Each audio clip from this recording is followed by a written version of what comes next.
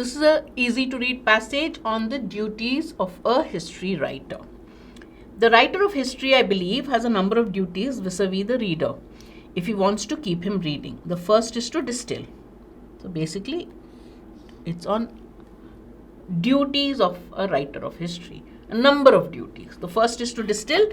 He must do the preliminary work for the reader, assemble the information, make sense of it, select the essential, discard the irrelevant, above all, discard the irrelevant. So he has a lot of things to do. But in all this, assemble information, make sense of it, select the essential part, discard the irrelevant is the most important part, and put the rest together so that it forms a developing dramatic narrative. Narrative, which has been said, is the lifeblood of history. Narrative, telling a tale, is the lifeblood of history. That's the most important aspect of history. To offer a mass of undigested facts, of names not identified, places not located, is of no use to the reader and is simple laziness on the part of the author, or pedantry to show how much he has read. To discard the unnecessary. So the key to writing history is the narrative. That's the lifeblood of history. And the writer of history has to be good at not just assimilating information but also discarding irrelevant information.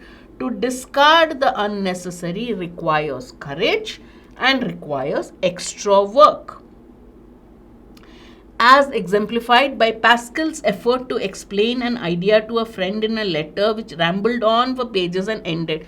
So Pascal wrote a letter to explain an idea to a friend, and what did he do?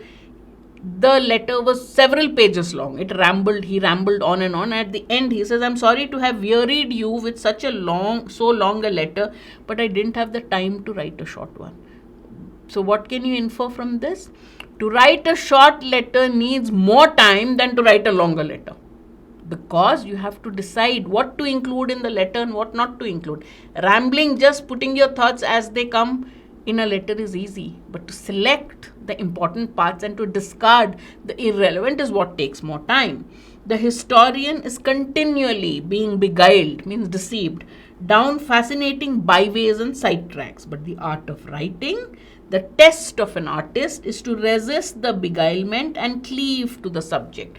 So constantly you are being confronted by a lot of facts which try to sidetrack you from the main point. And the key to the art of writing is to stick to your subject and ignore all those beguilements, as he puts it. Should the historian be an artist? The author is asking a question. Certainly. A conscious art should be part of his equipment. A conscious art, the art of writing, should be part of his equipment. Macaulay describes him as half poet, half philosopher. Macaulay describes a historian as half poet, half philosopher. I do not aspire to either of these heights. The author says, I don't want to be called a poet or a philosopher. I'm not aspiring to be either of them. I think of myself as a storyteller, a narrator who deals in in true stories and not fiction. So how does the author view himself? Obviously, we can infer the author is a writer of history. He's a storyteller. What kind of stories does he tell? True stories, not fiction. That's the important part of the passage.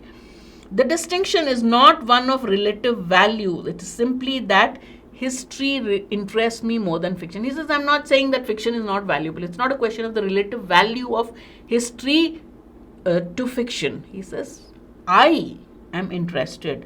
History interests me more than fiction.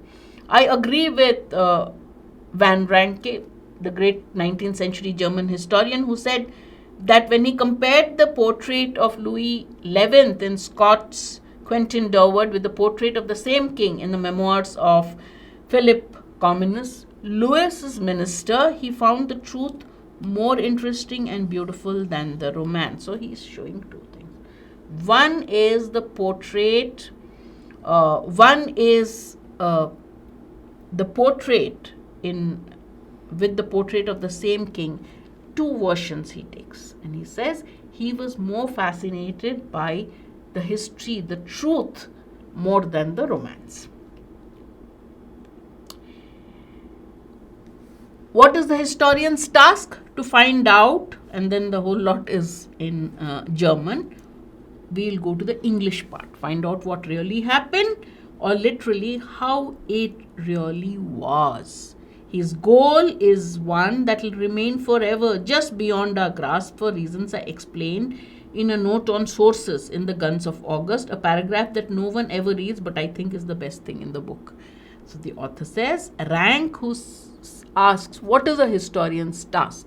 According to Rank, the historian's task is to find out what really happened and how it really was. His goal is one that will remain forever just beyond our grasps for reasons. Why would his goal be just beyond our grasp? Because we who write about the past were not really there. We can never be really certain that we have recaptured things as it really was, but at least we can stay within the evidence. Rank says the historian's job is to show things as they really were. The author says that goal, are we meeting it? We try, but are we meeting it? It's difficult. Why? Because we were not there when that history is a record of the past. We were not there when it happened. So our best effort is to stay as close as we can within the evidence. We have evidence of what happened and we should stick to it as far as we can without, bringing in irrelevant stuff. I do not invent anything, even the weather. This is, as a historian, I don't invent anything. One of my readers told me he particularly liked a passage. So author has written a book called The Guns of August. And he says one of my readers told me he particularly liked a passage in The Guns of August which tells how the British army landed in France and how on that afternoon there was a sound of summer thunder in the air and the sun went down in a blood red glow. He thought it was an artistic touch of doom, but the fact is it was true. The author says, when I write history, I don't invent anything. Even the weather. If I mention the weather in a historical narrative, in telling history, I don't invent it.